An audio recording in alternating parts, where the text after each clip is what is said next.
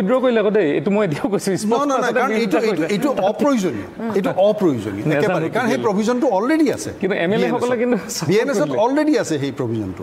গতিকে সেই কথাও চাব লাগিব যে কি কাৰণে জবৰদস্তি এটা আইন কিন্তু বিধানসভাখনত যোৱা হেতেন গম পালে ডিবেটটো আচলতে কি হৈছিলে কিন্তু এইটো নিজস্বতা নে দলৰ মই নাজানো এইটো শৰ্মা ডাঙৰীয়া নিজস্বতা নে দলৰ নাজানো না এইটো দলৰে হয় কাৰণ কথাটো হ'ল যে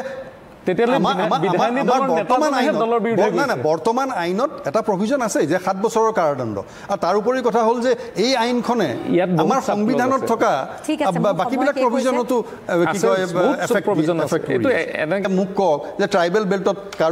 কাৰোবাৰ ৰাইটছ আছে নেকি তাত মাটি কিনা এইটো কনষ্টিটিউচন প্ৰভিজন আছে মাটি কিনা আৰু দখল কৰা দুটা বেলেগ এতিয়া চাওক দখলৰ কথালৈ গ'লে আৰু এটা কথা ইয়াত আহিব এইখন দেশত 30% মানুহ প্ৰায় 30 কোটিৰ ওপৰৰ মানুহৰ মাটি ঘৰ একো নাই আপুনি কি কৰিব এতিয়া সেই কেজন মানুহক আপুনি কি কৰিব তাৰমানে গোলপোষ্ট না গোলপোষ্ট চেঞ্জ নহয় এখন চৰকাৰ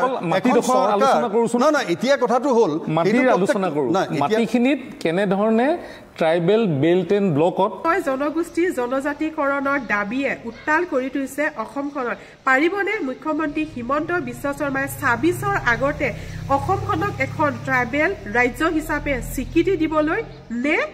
বিৰোধী দলে মুখ্যমন্ত্ৰী হিমন্ত বিশ্ব শৰ্মাৰ গাদী উফৰাব ব্ৰহ্মপুত্ৰত তাৰে লৈ এক আলোচনাৰ ভিডিঅ' আৰম্ভণিত হয়তো আপোনালোকে দেখাই পালে তেন্তে আহক ৰাজ সম্পূৰ্ণ ভিডিঅ'টো আপোনালোকৰ বাবে নকৰাকে নহয় আপুনি কেনেকৈ কৈছে নকৰা আপোনালোকৰ দিনত উভয় দিনত ডাবল ইঞ্জিন চৰকাৰ আছিলে আপোনালোকে বিষয়বস্তুটো পূৰণ কৰাটো দূৰৰে কথা আপোনালোকে আলোচনা এতিয়াও ডাবল ইঞ্জিনৰ চৰকাৰ আছে এতিয়া ডাবল ইঞ্জিনৰ চৰকাৰ আছে আপুনি ৰক না অকণমান ৰৈ দিয়কচোন মোৰ গোটেই কথাখিনি কমপ্লিট কৰিবলৈ আছে ন ডিবেট কৰিবলৈ সময় নহয় জানো এতিয়া কথাটো হ'ল তেনেকৈ এফিচিয়েণ্ট বুলি ইয়াৰ পৰা চাৰ্টিফিকেটখন দি নিদিব কাৰণ এইখন কেন্দ্ৰীয় চৰকাৰলৈ যাব এইটো পাৰ্লামেণ্টত পাছ হ'ব তাৰ প্ৰভিজনবিলাকৰ কথা আহিব এইটো পুংখানুপুংখানুৰূপে তাত আলোচনা কৰিব এতিয়া উদ্দেশ্য কিমান সেইটো এতিয়া আমি আহিবলগীয়া দিনত গম পাম কিন্তু তাৰ লগত আৰু এটা কথা আছে মই কিয় কৈছোঁ যে অকণমান কেয়াৰফুল হ'ব এইকাৰণে যে আমাৰ বাকীবিলাক ইছ্যু আছে ন অসমত আপুনি চাওক ন এইখন চৰকাৰে কৈছিলে যে 6 নং দফাটো অসম চুক্তিৰ কাৰ্যকাৰী কৰিব এইখন চৰকাৰে NRCক লৈ পেলাই কি ভেকু ভাওনা কৰিলে এইখন চৰকাৰে কাৰ নিচিনা এটা কি কয় আইন আনি পেলাই কিভাৱে অসম চুক্তিটোকে নাচত কৰিলে এই ধৰণৰ ইছ্যু আছে বিপ্লৱ শৰ্মা কমিটিৰ ৰিপৰ্টটো ক'ত পৰি আছে গতিকে আজি এই ইছ্যুটো আহিছে এই 6 জনগোষ্ঠীসকলে কৰা হুজুৰ প্ৰতিবাদৰ কাৰণে এই নিৰ্বাচনৰ সন্মুখত জনৰোষত পৰাৰ ভয়ত এইটো বিল আজি আনিছে ঠিক তেনেকৈ আমি বিৰোধীবিলাকে যি কথাটো কৈ আছোঁ এইটোৰ ওপৰত আমি চকু দৃষ্টি ৰাখিম কিন্তু যদি সেইটো হয় আদৰণীয় এই কথাটো মই ক'ম একেবাৰে আমি আদৰণীয় আৰু আমি ইয়াক লৈ পেলাই যিখিনি আগতে কৰিছিলোঁ সেই কথাটো মই কৈছোঁ হয় আমি সেইটো চেষ্টা নকৰাকৈ থকা নাছিলোঁ আনকি হিতেশ্বৰ শইকীয়া ডাঙৰীয়ায়ো মুখ্যমন্ত্ৰী হৈ থকা কালতেই কোচ ৰাজবংশীসকলক কি কয় ষ্টেটাছ দিব লাগে বুলি কৈ পেলাই এটা অধ্যাদেশো জাৰি কৰিছিল সেইটো গৈ পেলাই টেকনিকেল কাৰণত থাকি গ'ল এতিয়া এই গোটেই কথাখিনি আমি এতিয়া অকণমান সূক্ষ্ম দৃষ্টিৰে চাব লাগিব ঠিক আছে টিভিয়ে চিনি পোৱাটো দূৰৰ কথা কিন্তু অসমবাসী ৰাইজে ভালকৈ চিনি পোৱা নাছিল চৰাইদেউক বিশ্ব ঐতিহ্য ক্ষেত্ৰলৈ লৈ গুচি গ'ল শদিয়াত বছৰ ধৰি স্বাধীনতাৰ কালৰ পৰা আজিলৈকে শদিয়াত আহোম জনগোষ্ঠীৰ লোকৰ যদি দলি এটাও আপুনি মাৰে তাত আহোম জনগোষ্ঠীৰ মানুহ মূৰতে পৰিব কাৰণ ইমানে আহোম জনগোষ্ঠীৰ মানুহ আছে সেই মানুহখিনিয়ে কিন্তু ট্ৰাইবেল বেল্টত থকাৰ কাৰণে পতা লাভ কৰা নাছিল এই মুখ্যমন্ত্ৰী বা এই চৰকাৰখনৰ দিনত পতা লাভ কৰিবলৈ সক্ষম হৈছে প্ৰথমবাৰৰ বাবে গতিকে সেই যিখিনি কাম কৰিছে সেই কামখিনিতো আমি দক্ষতাৰে কৰিছে বুলি ক'ব লাগিব দ্বিতীয় কথা হ'ল আজি 6 জনগোষ্ঠীৰ জনজাতিকৰণৰ বিষয়টোক লৈ যেতিয়াই কেন্দ্ৰীয় চৰকাৰৰ লগত বিভিন্নবাৰ আলোচনা হৈছে আমাৰ বিষয়বস্তুবিলাকক লৈ সদায় আমাৰ লগত আলাপ আলোচনা হৈ কিদৰে আগুৱাই নিব লাগে সেই কথাখিনি পাতি আছিলে কিন্তু এই বিগত সময়ত কংগ্ৰেছ চৰকাৰ থকা সময়ত তৰুণ গগৈ চৰকাৰেই হওক বা হিতেশ্বৰ শইকীয়া চৰকাৰৰ দিনত কিন্তু এই জনগোষ্ঠীকৰণৰ বিষয়বস্তুক লৈ আলোচনা হোৱাটো দূৰৰে কথা বা জনজাতিকৰণৰ প্ৰসংগটো আগলৈ নিয়াটো দূৰৰে কথা কি কৈছিলে তেখেতসকলে কেৱল মাত্ৰ শৰৎ শইকীয়াৰ আমাৰ ওচৰত ডাটা আছে শৰৎ শইকীয়াৰ নেতৃত্বত এখন কমিটি বনাই দিছিল আৰু সেই কমিটিখনে দিল্লীত গৈ তেখেতসকলে আমাৰ 6 জনগোষ্ঠীৰ নেতাসকলক লৈ গৈ পৱন সিং ঘাটোৱাৰ ডাঙৰীয়া বা তেখেতসকলে যিসকল MP আছে MP ঘৰত গৈ এখন মেমৰেণ্ডাম দিয়াই দিছিল সেইটো এখন চৰকাৰৰ কৰ্ম নেকি গতিকে জনজাতিকৰণৰ প্ৰেক্ষাপটত তেখেতসকলে কি কৰিছিল এই কথাখিনি আমাৰ ওচৰত ডাটা আছে সেইকাৰণে আমি ক'বলগীয়া হৈছে কাৰণ যথেষ্টখিনি আগুৱাই গৈছে আৰু আমি আশাবাদী যদি আমাৰ আশা পূৰণ নহয় বা কাইলৈ বা পৰহিলৈ যদি পূৰণ নহয় তেতিয়া আমি কি পন্থা হাতত ল'ব নিশ্চয় ল'ম এনেকুৱা নহয় যে আজি আমি তেখেতসকলক আদৰণি জনাই আমি মানিয়ে লৈছোঁ আমাৰ প্ৰথম কথা এই কি কয় বুঢ়াগোহাঁই ডাঙৰীয়াই ক'লে যে ইনাৰ লাইন পাৰ্মিট আছিল ইনাৰ লাইন পাৰ্মিটৰ গোটেই ষ্টৰীৰ হিষ্ট্ৰীটো হ'ল যে ব্ৰিটিছৰ দিনত ব্ৰিটিছে ইনাৰ লাইন পাৰ্মিট অসমত ৰাখিছিল কাৰণটো আছিল যে ব্ৰিটিছে এই এৰিয়াৰ নিজৰ বিজনেছ ইণ্টাৰেষ্টটো গাৰ্ড কৰিব খুজিছিল যাতে চাহপাত কয়লা বা টিম্বাৰত আহি পেলাই সকলো মানুহ নোসোমায় বা ব্ৰিটিছৰ বেলেগেও নোসোমায় কাৰণ তাত এটা চৰকাৰী আছিল তেওঁলোকৰ চিলেক্টিভ যিবিলাক কি কয় ইণ্ডাষ্ট্ৰিয়েলিষ্ট আছিল তেওঁলোককে সেই সুবিধাটো দিয়া হৈছিল সেইকাৰণে স্পেচিয়েল এটা ইনাৰ লাইন পাৰ্মিটৰ এটা অপশ্যন এটা ৰাখিছিল সেইটো ব্ৰিটিছৰ দিনত পিছলৈ যেতিয়া স্বাধীন হ'ল তাৰ পিছৰ পৰা আমি এই ST মানে আপোনাৰ শিডিউল 6 শিডিউলৰ আণ্ডাৰত আমি ST বিলাকক ইয়াত প্ৰটেকশ্যন দিয়াৰ এটা প্ৰভিজন কনষ্টিটিউশ্যনেল প্ৰভিজন আছে যিটোৰ আণ্ডাৰত এতিয়া বিচাৰি থকা হৈছে গতিকে কিছুমান কথা মানে এনেকৈ ঘূৰাই পেলাই কৈ থৈ দিলে ক্লিয়াৰ নহয় কাৰণে মই ক্লিয়াৰ কৰি দিছোঁ এইটো ব্ৰিটিছৰ দিনৰ কথা এইটো আজি বা ইণ্ডিপেণ্ডেণ্টৰ পিছত নহয় আচ্ছা দ্বিতীয় কথাটো হ'ল যে মানে সুৰক্ষা দিওঁ বুলি কৈ পেলাই এতিয়া আৰু এটা ক'লে আৰু এটা কথা অকণমান ইনডাইৰেক্টলি ক'লে যিটো একেবাৰে কমিউনেল যে কয় যে আমি কিছুমান ডিষ্ট্ৰিক্টটো আমি বাদে দিছোঁ আমি কিয় বাদ দিম এইখন দেশৰ সংবিধানত যিটো আছে বা সংবিধানৰ আধাৰত থকা ইয়াত যিমান জনগোষ্ঠী আছে বিভিন্ন ধৰণৰ জাতি ধৰ্মৰ মানুহ আছে বিভিন্ন জিলাত সকলোৰে এটা সাংবিধানিক কি কয় অধিকাৰ আছে সেই অধিকাৰৰ আধাৰতহে এইখন ৰাজ্যত আছে সেইটো কথাও মই এতিয়া ক্লিয়াৰ কৰি দিওঁ তেওঁ আচ্ছা এতিয়া কথা আহিল যে আজি কিছুদিন আগতেও তামিলনাডু কৰ্ণাটকাত প্ৰায় 6টা জনগোষ্ঠীক 6 শিডিউলৰ আণ্ডাৰত লোৱা হ'ল সেইখিনি সময়তো আমাৰ এই 6 জনগোষ্ঠীক ল'ব পাৰিলে হয় কিন্তু সেইখিনি সময়ত ইচ্ছাটো নেদেখুৱালে এতিয়া মই ক'ম যে এই প্ৰতিবাদৰ কাৰণে এই আহিবলগীয়া ইলেকশ্যনত সেইটোতো ইছ্যু সদায় থাকিবই এতিয়া মই আপোনাক আৰু এটা কথা মই ইয়াত কৈ যাওঁ যে এই যিটো মানে আপোনাৰ সেই কি কয় এক্টৰ আণ্ডাৰত যিখিনি প্ৰটেকশ্যন বা যিটো ৰাইটছ আছে বা যিটো আমাৰ ৰিজাৰ্ভেশ্যনৰ কেপ আছে সেই কেপটো কিন্তু চিন্তা কৰিবলগীয়া বিষয় যে আমাৰ 50% লৈ আমাৰ ৰিজাৰ্ভেশ্যন কেপ আছে এতিয়া 50% ৰিজাৰ্ভেশ্যন কেপটোত এতিয়া আহি পেলাই আকৌ 6 জনগোষ্ঠীৰ মানুহ সোমাব যিটো প্ৰতিবাদ অকণমান আগতে আপুনি দেখুৱালে যে বাকীবিলাক জনগোষ্ঠীয়ে কৰিছে যে সেইটো আমাৰ কাৰণে বৰ সুবিধাজনক নহ'ব অকণমান আগতে আপুনিও ক'লে যে ৰাজবংশীসকলে সেই 6 মাহত যথেষ্ট চাকৰি লৈছিল আচ্ছা সেই কনফিউজনটো বা সেই ভয়টো বাকী জনগোষ্ঠীবিলাকৰো আছে এতিয়া ইয়াৰ সলিউশনটো ক'ত ইয়াৰ সলিউশনটো কিন্তু আমি কংগ্ৰেছে দেখুৱাই আছোঁ প্ৰথম কথাটো হ'ল যে সেন্সাসটো দ্বিতীয় কথাটো হ'ল কাষ্ট সেন্সাসটোৰ ওপৰত ৰাহুল গান্ধী ডাঙৰীয়ে বাৰে বাৰে কৈ আছে যে কাষ্ট সেন্সাসটো কৰি পেলাই এই 50% কেপটো ৰিমুভ কৰিব লাগিব যদি আমি গোটেই জনগোষ্ঠীবিলাকক ন্যায় দিব বিচাৰোঁ আজি প্ৰভিজনৰ আণ্ডাৰত জনগোষ্ঠীবিলাকক সোমাই পেলাই 6 শিডিউলৰ আণ্ডাৰত মানে চাৰ্টিফিকেটটো দিয়াই নহয় তেওঁলোকক উচিত ৰাইটটো দিব লাগিব আৰু সেইটো তেতিয়া পচিবল হ'ব যেতিয়া আমি এই মণ্ডল কমিশ্যনৰ যিটো 50% কেপৰ কথাটো হৈ আছে সেই কেপটোক আমি ৰিমুভ কৰি পেলাই সেইটোক বঢ়াব লাগিব কাৰণ আমি কৈ আছোঁ যে কাষ্ট সেন্সাস হওক কাষ্ট সেন্সাস হ'লে কাৰ কিমান কি কয় আপোনাৰ আছে সত্য আছে এই সত্য অনুযায়ী ৰিজাৰ্ভেশ্যনটো হ'ব গতিকে সেইটো যেতিয়ালৈ এনচিয়ৰ নকৰে তেতিয়ালৈ কিন্তু এই গোটেই বিষয়টো কিন্তু খেলি মেলি থাকিব আগলৈ যিটো বস্তু আজি অন্যান্য জনগোষ্ঠীবিলাকে কি কয় প্ৰতিবাদ কৰিছে সেইটো আমি চাব লাগিব ঠিক আছে কিন্তু ব্ৰিটিছৰ আইন যি কাৰণেই নহওক সেই সময়ত যদি কংগ্ৰেছ চৰকাৰখনে আহিয়ে যদি ইনাৰ লাইন পাৰ্মিটটো উঠাই নিদিলেহেঁতেন তেতিয়াহ'লে এই জিলা কিখনলৈ আমি নিৰ্ভয় যাব পাৰিলে অসমীয়া বুলি 6 শিডিউলৰ আণ্ডাৰত ট্ৰাইবেল প্ৰটেকশ্যন ৰাখিছে ট্ৰাইবেল বেল্ট ৰাখিছে ঠিক তেনেকৈ সেইবিলাক প্ৰভিজনত বিভিন্ন কাউন্সিলছবিলাক দিছে মই এটা কথা সুধোঁ নেকি যে ট্ৰাইবেল বেল্ট ব্লকবিলাকত কিয় বাকী প্ৰজন্মই কাৰণ ৰাজনৈতিক পোষকতাত আহি সোমাবলৈ সাহস পালে আপুনি কৈছে যে ৰাজনৈতিক পোষকতাত আহি সোমাবলৈ পালে এতিয়া মোক কওক যে ট্ৰাইবেল বেল্টত কাৰোবাৰ ৰাইটছ আছে নেকি তাত মাটি কিনা কনষ্টিটিউশ্যন প্ৰভিজন আছে মাটি কিনা আৰু দখল কৰা দুটা বেলেগ এতিয়া চাওক দখলৰ কথালৈ গ'লে আৰু এটা কথা ইয়াত আহিব এইখন দেশত 30% মানুহ প্ৰায় 30 কোটিৰ ওপৰৰ মানুহৰ মাটি ঘৰ একো নাই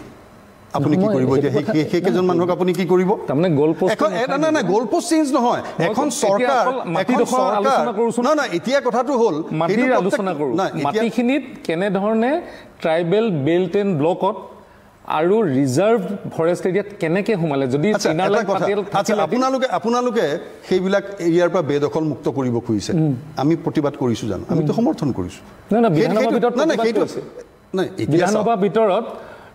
বিধানসভাৰ ভিতৰত মই এক্সাম্পলটো দিছোঁ ন আমাৰ নুৰুল হুদা আমাৰ এজন কি এ কে ৰছিদ আলম আৰু ৰছিদ আলমহঁতে এনেধৰণে প্ৰতিবাদ কৰিছে বিধানসভাৰ ভিতৰত আপোনালোকে আজিৰ দিনত আপুনি কোৱা কথা আৰু বিধানসভাৰ কথাৰ মাজত সামঞ্জস্য থাকিব লাগিব নহয় এটা কথা চাওক সামঞ্জস্য আছে মই তাতে কৈ আছোঁ আপোনাৰ নাই মই আপোনাৰ কথাখিনিৰ উত্তৰ দিলোঁ আপুনি সুধিছে মই আপোনাক উত্তৰ দি দিছোঁ আচ্ছা আমাৰ সংবিধানে কি কয় এখন দেশৰ চৰকাৰৰ দায়িত্ব ক'ত এখন দেশৰ চৰকাৰৰ এইটো দায়িত্ব যি ভূমিহীন তেওঁক ভূমি দিয়া কৰ্মসংস্থান দিয়া বাসস্থান দিয়া সেইটো দায়িত্ব চৰকাৰ আছে নাই সেই দায়িত্বটোৰ পৰা আপোনালোকে কি আঁতৰি থাকিব নেকি মই সেইটো কোৱা নাই মই কৈছোঁ ট্ৰাইবেল তেতিয়াহ'লে চাওক এই গোটেই বিষয়টোত ঠিক আছে ট্ৰাইবেল বেল্ট আপোনালোকে মুক্ত কৰিব খুজিছে সেইটো কোনেও বাধা দিয়া নাই কিন্তু আপোনালোকে যি একেবাৰে অসাংবিধানিকভাৱে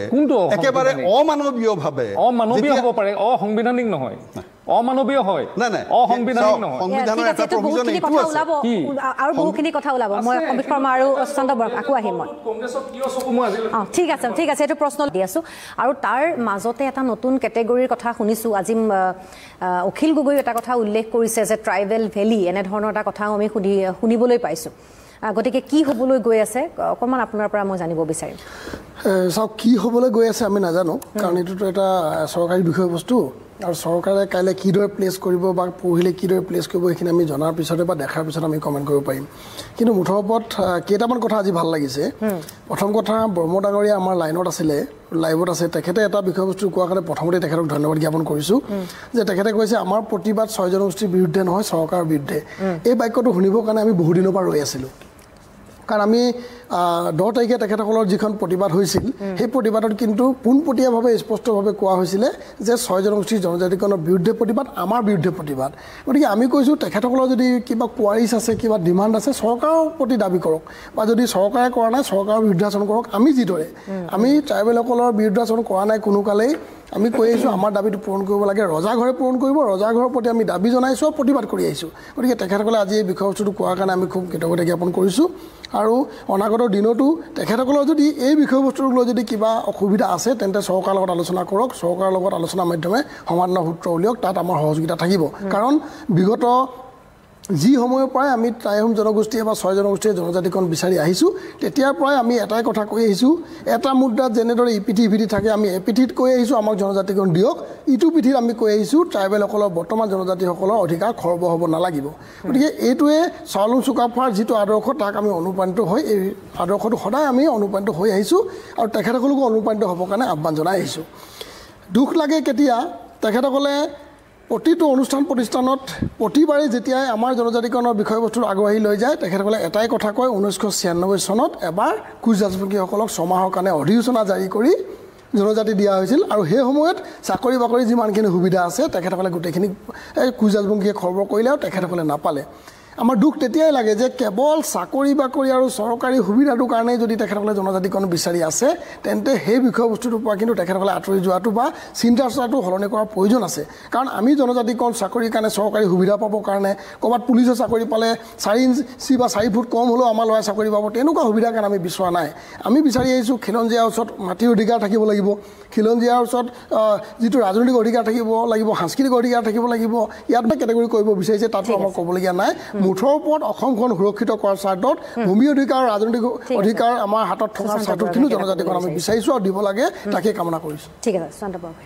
চাওক তেখেতসকলে ভয় খোৱা এটা কাৰণো আছে কাৰণ সেই 6 মাহত যিটো কৰিলে কাৰো লগত কথা পতা নপাতি অৰ্ডিনেঞ্চ এখন কৰিলে অৰ্ডিনেঞ্চত এজন MLA হ'ল মাজুলীৰ পৰা তাৰপিছতে সেই সময়ত চাকৰি কথাটো এতিয়া এইকাৰণে ভয় কৰিব নালাগে কাৰণ সেই সময়ত চাকৰি আছিলে ৰাজনৈতিক পৃষ্ঠপোষকতাত আৰু আজিৰ দিনত চাকৰি যিবিলাক হয় সেই ৰাজনৈতিক পৃষ্ঠপোষকতাও নাই আৰু সাধাৰণ মানুহে আজিৰ দিনত চাকৰি পাবৰ কাৰণে পঢ়িবই লাগিব দৌৰিবই লাগিব পুলিচৰ চাকৰিৰ কাৰণে সেইকাৰণে সেইবিলাক ইমান ভয় কৰিবলগীয়া কথা নাই কিন্তু ৰাজনৈতিক যিবিলাক কথা বতৰা আছে সেই ৰাজনৈতিক কথা বতৰা আৰু 2টা দিনৰ পিছত স্পষ্ট হৈ যাব আৰু 2টা দিনৰ পিছত যেতিয়া স্পষ্ট হৈ যাব তেওঁলোকৰ মনত যদি কিবা খুদনিও থাকে তেতিয়া চৰকাৰৰ লগত কথা পাতি তেওঁলোকৰ খুদনিবিলাক নাইকিয়া কৰিব কিন্তু আজিৰ দিনত যদি প্ৰতিবেদনখন দাখিল কৰাৰ আগত এনেধৰণৰ আমি কথা বতৰা পাতোঁ বা অন্যান্য ৰাজনৈতিক দলকো আহ্বান কৰিছোঁ যে যেতিয়ালৈকে প্ৰতিবেদন দাখিল নকৰে তেতিয়ালৈকে বিয়োগাত্মক কথাবিলাক যদি ইতিবাচক কথাবিলাক যদি কওঁ তেতিয়াহ'লে নেতিবাচক কথাবিলাক যদি কওঁ তেতিয়াহ'লে মানে আমাৰ এনেকুৱা এটা পৰিৱেশলৈ যাবগৈ যিটো পৰিৱেশত আকৌ অসমখন এটা অশান্ত পৰিৱেশলৈ ঘূৰি যোৱাৰ সম্ভাৱনা থাকিব ঠিক আছে ৰাজু চুতীয়াৰ ওচৰলৈ আহিবলৈ বিচাৰিছোঁ এই ৰিজাৰ্ভেশ্যনৰ কথাটোত মই আপোনাৰো মতামতটো ল'বলৈ বিচাৰিম আপুনি চাব আজি তাৰিখত অসমখনৰ প্ৰায়বিলাক আচলতে যদি সমষ্টিবিলাকলৈ চায় বা বিভিন্ন ধৰণৰ শিক্ষাগত অৰ্হতাখিনিলৈ যদি চায় আজি তাৰিখত বিজেপি তেখেতে যিটো কথা কৈ গৈছে আজি তাৰিখত চাকৰি বাকৰিৰ ক্ষেত্ৰতে হওক বা বিভিন্ন ক্ষেত্ৰত আমিও দেখিছোঁ বিভিন্ন সময়ত সদৌ অসম চুতীয়া ছাত্ৰ সন্থাই বিভিন্ন ধৰণৰ সংগ্ৰাম কৰিছে আৰু ছাত্ৰ সংগঠন হিচাপে শৈক্ষিকভাৱে আচলতে উঠি অহা ছাত্ৰ ভৱিষ্যত প্ৰজন্মসকলক সুৰক্ষিত কৰিবৰ কাৰণে আমি বিভিন্ন সময়ত চৰকাৰক দাবী জনাই আহিছোঁ আৰু সেই অনুপাতে জনগোষ্ঠীটোক আগুৱাই নিয়াৰ ক্ষেত্ৰত চৰকাৰে বিভিন্ন ধৰণৰ ব্যৱস্থা গ্ৰহণ কৰিছে বা বিভিন্ন ধৰণৰ বিভাগত আচলতে তেখেতলোকে সংৰক্ষণৰ ব্যৱস্থা কৰিছে আৰু এতিয়া যি প্ৰতিবেদনৰ কথা বতৰা আহিছে এই প্ৰতিবেদনৰ কথা বতৰাত ইয়াত আহিছে বিশেষকৈ ৰাজনৈতিক অধিকাৰ ভূমি অধিকাৰ ভৱিষ্যতৰ অধিকাৰসমূহৰ কথা বতৰা আহিছে আৰু এই অধিকাৰসমূহ আচলতে চিৰদিনৰ কাৰণে এই ভূমিত কেনেধৰণে সংৰক্ষণ কৰিব পাৰি বা কেনেধৰণে নিজৰ খিলঞ্জীয়া মানুহখিনিৰ ওচৰত থাকিব পাৰে সেই কথা বতৰাখিনি আহিছে আৰু ইয়াত বিশেষকৈ যিখন প্ৰতিবেদন আচলতে তেখেতলোকে উপস্থাপন কৰিব বা কেন্দ্ৰীয়লৈ প্ৰেৰণ কৰিব ইয়াত কেন্দ্ৰীয়লৈ প্ৰেৰণ কৰাৰ পিছতো তেখেতলোকে আমি যিহেতু গৃহ বিভাগৰ কথা বতৰা আছে কেন্দ্ৰীয় কথা বতৰা আছে RGI কথা বতৰা আছে বিভিন্ন ধৰণৰ কথা বতৰাখিনি আছে আমি এটা কথা ক'ব খুজিম এই মুহূৰ্তত আমি যিহেতু ৰিজাৰ্ভেশ্যনৰ যিখিনি কথা বতৰা আছে ৰিজাৰ্ভেশ্যনৰ কথা বতৰাখিনি আছে তাৰ পৰৱৰ্তী পৰ্যায়ত আচলতে যেতিয়া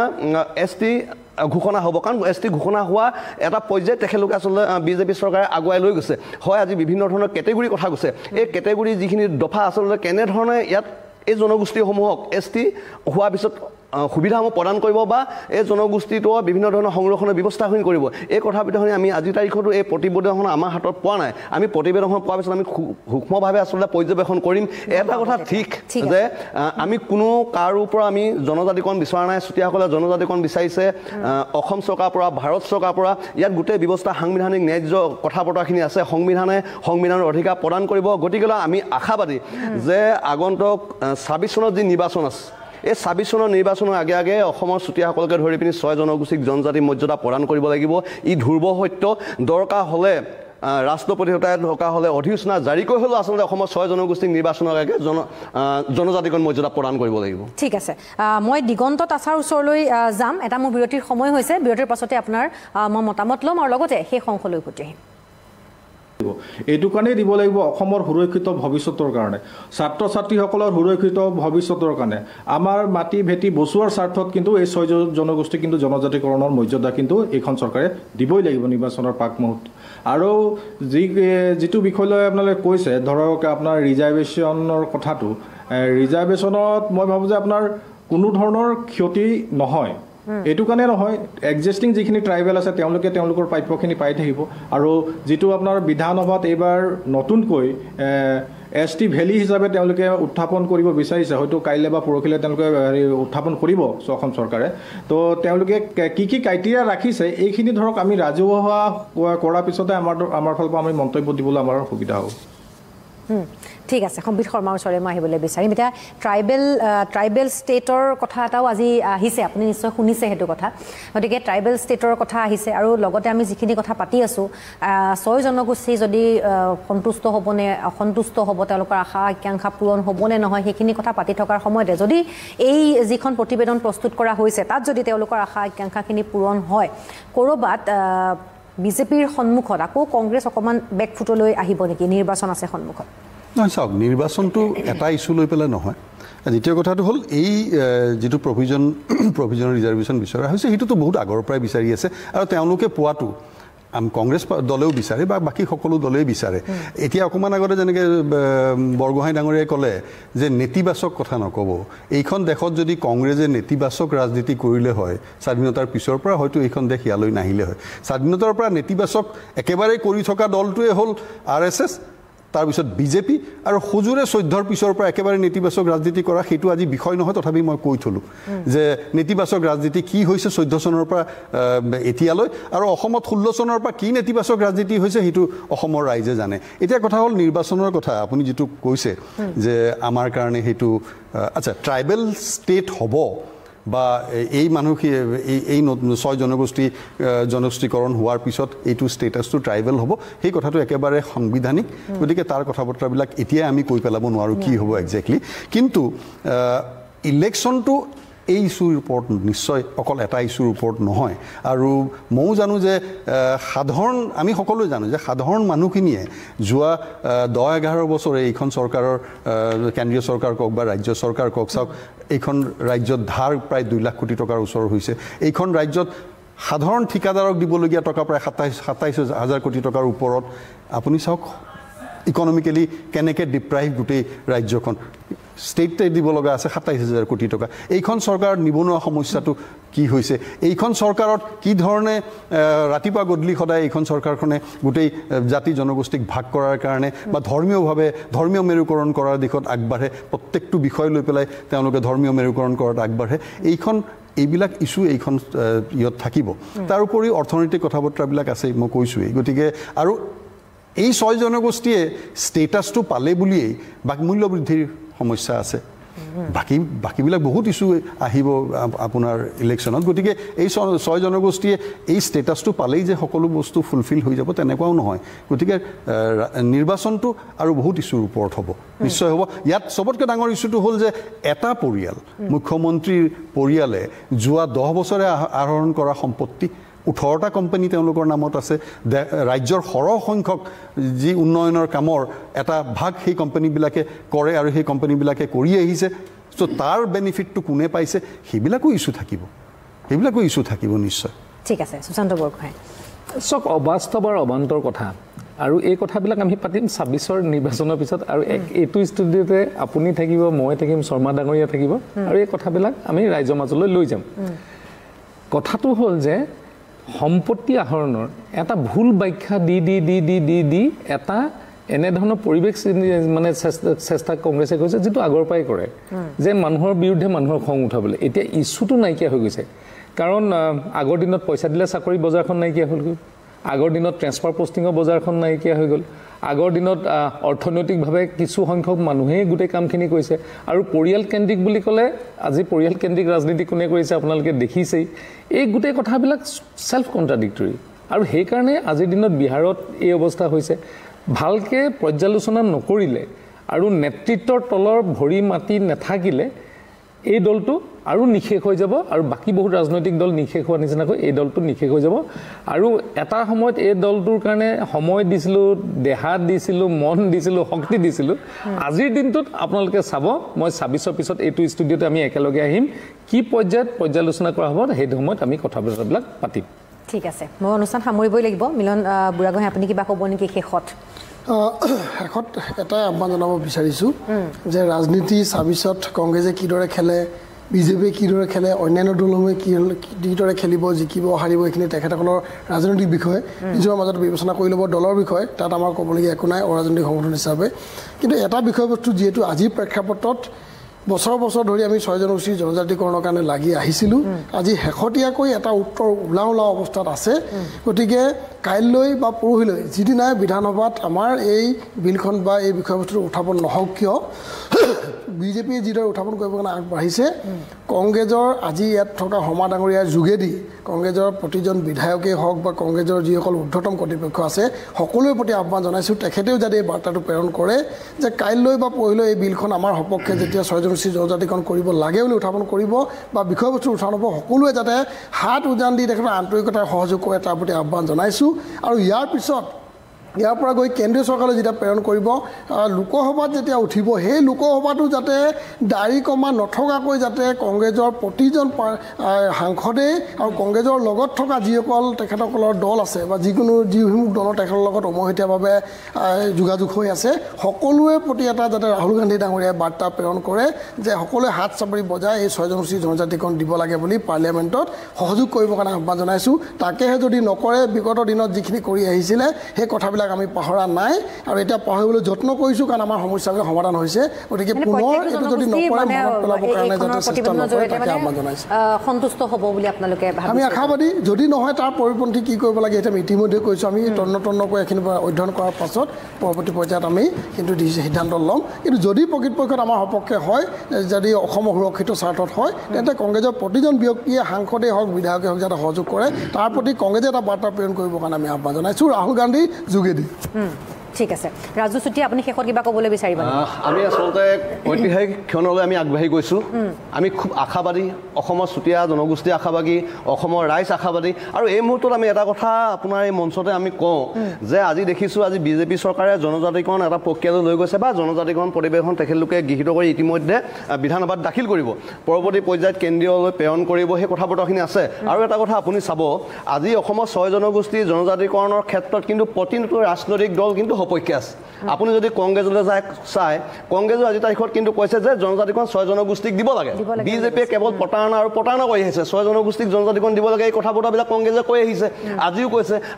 আপোনালোকে যদি চাই আপোনাৰ ৰাইজলৈ কৈ আহিছে এজিপিয়ে কৈ আহিছে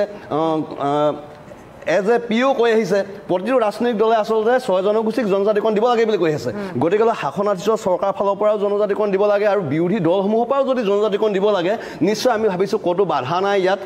খুব সহজ হৈ আছে পদ্ধতিটো আৰু এই পদ্ধতিটো তাৎক্ষণিকভাৱে আগুৱাই নি পিনি অসমৰ আকাংক্ষা পূৰণ কৰিবৰ কাৰণে আমি আহ্বান জনাইছোঁ ঠিক আছে সুশান্ত বৰগোহাঁই মই শেষত এটা কথাই সুধিব বিচাৰিছোঁ এই বিষয়টোত আলোচনা কৰিছোঁ লগতে আজি বহু বিবাহক লৈ এটা মানে ডাঙৰ এটা পদক্ষেপ যিহেতু লোৱা হ'ল সেইখিনিও অকণমান আজি যিহেতু টপিকটো আমাৰ বেলেগ তথাপিও মই ছুটিকৈ কৈ দিছোঁ এই যিটো বহু বিবাহৰ প্ৰথা এই প্ৰথাটোত তাতে কোনো জেগাতে কোনো ৰিলিজিয়নৰ কথা হোৱা নাছিলে কিন্তু বহুতে নিজৰ ফালে লৈ গৈছিলেগৈ অকণমান বেলেগ টাইপ আৰু যিবিলাক কথা বতৰা তেওঁলোকে কৈছিলে সেইটো একচুৱেলি আজিৰ দিনৰ সমাজখনত সেই কথাবিলাক নেপাতে মহিলা এগৰাকীয়ে ল'ৰা ছোৱালী জন্ম দিলে বেলেগ এগৰাকীক বিয়া পাতিব তেওঁ যদি বেমাৰ হয় বেলেগ এগৰাকীক বিয়া পাতিব এই কথাবিলাক যিবিলাক বাতাবৰণ কৰিছিলে সেইটো এটা আজিৰ দিনৰ পৃথিৱীখনত এই ধৰণৰ কথা বতৰা নেপাতে আমাৰ কথাটো আছিলে যে ট্ৰাইবেলখিনিৰ লগত সেয়া প্ৰযোজ্য নহ'ব নেকি ট্ৰাইবেলখিনিয়ে প্ৰযোজ্য কথাটো কি কৈছিলে ট্ৰাইবেলখিনি প্ৰযোজ্য কথা কোৱা নাই প্ৰথম কথাটো হ'ল যে অট'নমাছ কাউন্সিল আমি অকল বিধানসভাত আমাৰ বাকী এৰিয়াৰহে আইনখন বনাব পাৰোঁ অট'নমাছ কাউন্সিলে নিজৰ আইন বনাব লাগিব তাত অকল গৃহটো ফাইনেন্সটোহে বেলেগৰ তেওঁলোকৰ নিজৰ আইন সেইটোৱে CMA কৈছে যে সেই অঞ্চলৰ অট'নমাছ কাউন্সিলকেইখনে আইনখন বনাব লাগিব দ্বিতীয় কথাটো হ'ল বাকী যিবিলাক ST এৰিয়া এক্সেম্পটেড কৰিছে অলৰেডি ST মানুহখিনি আজিৰ দিনত পপুলেশ্যনটো বহুত কম ৰাজনৈতিক ক্ষমতাও নাই আৰু বাকী বহুত ব্যৱস্থা সামাজিকভাৱে তেওঁলোকে সেইকাৰণে এওঁলোকক এক্সেম্পটেড কৰি হিন্দুৱে হওক মুছলমানে হওক সকলোৱে কাৰণে এই আইনখন প্ৰযোজ্য কৰি তুলিছে যাতে আমাৰ ল'ৰা ছোৱালীবিলাক সুৰক্ষিত আৰু ছোৱালীবিলাক সুৰক্ষিত হয় কাৰণ এইখিনিত মই একেবাৰে সাধাৰণ উদাহৰণ দিছোঁ আজি 10 দিনৰ আগতে শিৱসাগৰত এটা ঘটনা হ'ল ঘৰত জুই লগাই ৰূপা বৰগোহাঁই আৰু এগৰাকীয়ে ছুইচাইড কৰিলে কেলৈ জানে তেওঁ যিজনক বিয়া পাতিছিল তেওঁ অলৰেডি 2টা ল'ৰা আছিলে কিন্তু এই আইনখন হৈ থাকিলে সেই তেনেকুৱা ধৰণৰ ঘটনাবিলাক কেতিয়াও নহয়গৈ একদম 1 মিনিটত মই এটাই কথা কওঁ যে এই আইনটো লোৱাৰ বিশেষ যুক্তি একো দেখা নাযায় কাৰণ ভাৰতীয় ন্যায় সংহিতাত এটা প্ৰভিজন আছেই যে কোনোবাই যদি তেনেকৈ বহু বিবাহত লিপ্ত হয় তেতিয়াহ'লে 7 বছৰৰ কাৰাদণ্ডৰ কথা আছে কিন্তু এতিয়া এই আইনখন নিৰ্বাচনৰ ঠিক অনাৰ এটাই কাৰণ যে এইটোক এটা ধৰ্মীয় মেৰুকৰণৰ এটা পন্থা হিচাপে লৈছে আৰু তাৰ বাহিৰে অন্য একো নহয় দ্বিতীয় কথাটো হ'ল যে কিন্তু কংগ্ৰেছ দলে সমৰ্থন জনাই কিন্তু উইথড্ৰ কৰিলে দেই এইটো মই এতিয়াও কৈছোঁ কাৰণ এইটো অপ্ৰয়োজনীয় একেবাৰে কাৰণ সেই প্ৰভিজনটো অলৰেডি আছে কিন্তু MLA-সকলে কিন্তু BNSত অলৰেডি আছে সেই প্ৰভিজনটো গতিকে সেই কথাও চাব লাগিব যে কি কাৰণে জবৰদস্তি এটা কিন্তু বিধানসভাখনত যোৱাহেঁতেন গম পালেহেঁতেন ডিবেটটো আচলতে কি হৈছিলে কিন্তু এইটো নিজস্বতা নে দলৰ মই নাজানো এইটো শৰ্মা ডাঙৰীয়া নিজস্বতা নে দলৰ নাই এইটো দলৰে হয় কাৰণ কথাটো হ'ল যে বৰ্তমান আইনত এটা প্ৰভিজন আছে যে 7 বছৰৰ কাৰাদণ্ড আৰু তাৰ উপৰি কথা হ'ল যে এই আইনখনে আমাৰ সংবিধানত থকা বাকীবিলাক প্ৰভিজনতো কি কয় মেৰিজ এক্টত ঠিক আছে এই বিষয় মুছলিম মেৰেজ এক্টত এফেক্ট কৰি আছে সেইটো সংবিধানৰ প্ৰভিজন মুছলিম মানুহৰ প্ৰতি ইমান প্ৰীতি কিয় নাই প্ৰীতি ক'ত আপুনি সংবিধানখনহে আচল প্ৰীতিৰ কথা মই আটাইকে ধন্যবাদ জনাইছো আজি কেইবাটাও আজি ভিডিঅ'টো এইখিনি আছিল এইখিনিকে মই আপোনালোকৰ মাজত আগবঢ়ালো ভিডিঅ'টো চাই যদি ভাল লাগিলে চেনেলটো ছাবস্ক্ৰাইব কৰি ৰাখিব আগলৈ এনেকুৱা ধৰণৰ ভিডিঅ'সমূহ চাবৰ বাবে আজি এই ভিডিঅ'টো ইয়াতে সামৰণি মাৰিছো আজিলৈ বাই বাই